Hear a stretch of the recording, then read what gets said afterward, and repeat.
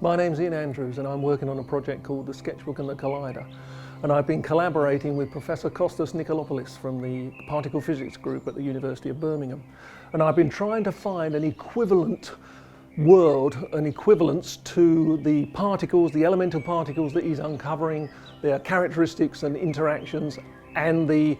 elemental language of drawing, which is my language that I use, point, line and plane, and the visual forces that operate between them. And I've been trying to create a parallel world, if you like, that has its own rationale, but which is intimately connected to the standard model of particle physics. And for that to be truly convincing, it now needs to go in a more complex three-dimensional direction, because the particles are interacting all the time and creating the world around us, the universe around us, this varied, complex thing.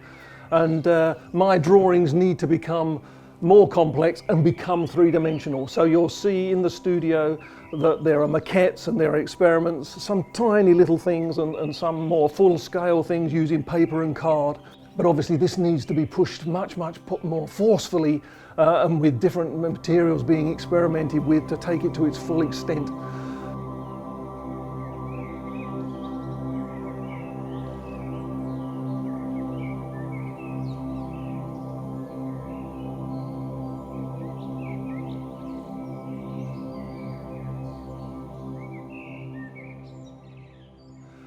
The other thing that I want to push is these drawings are made using templates that are cut to various sizes and shapes to reference particle characteristics and particle interactions. And the sound of the pen working against them and the different pens that I use and the different materials that I use create completely different sounds. And that seems to be becoming increasingly important, to try and capture that, and also to invite other people to join me in the drawing process, so it becomes a collaborative, a live collaborative choreography in response to the particle choreography that's taking place around us even as we speak at the moment.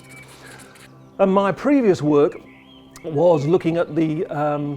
neuronal connections in the brain. And the way they form networks, and those wider networks enable complex thoughts and complex processes to go on in the brain.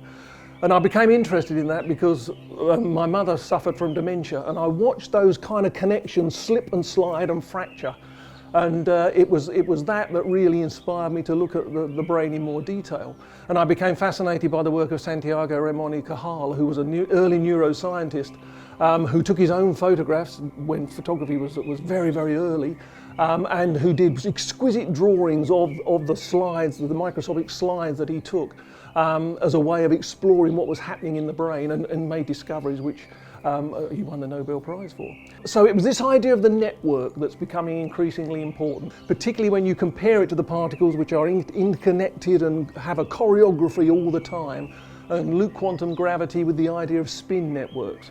And the other idea that's coming increasingly to the fore is the potential, because of that interest in the brain, and then extrapolating out to interest in the mind and the conscious and the unconscious parts of the mind, is asking the question really, is the standard model, is the quantum world that's so difficult to access, is it the unconscious part of the universe, in the same way that the unconscious permeates through into our conscious thoughts and affects what we do in the conscious world, as it were. So is the difference between classical physics and quantum mechanics, is it the difference between consciousness and unconscious parts of the mind?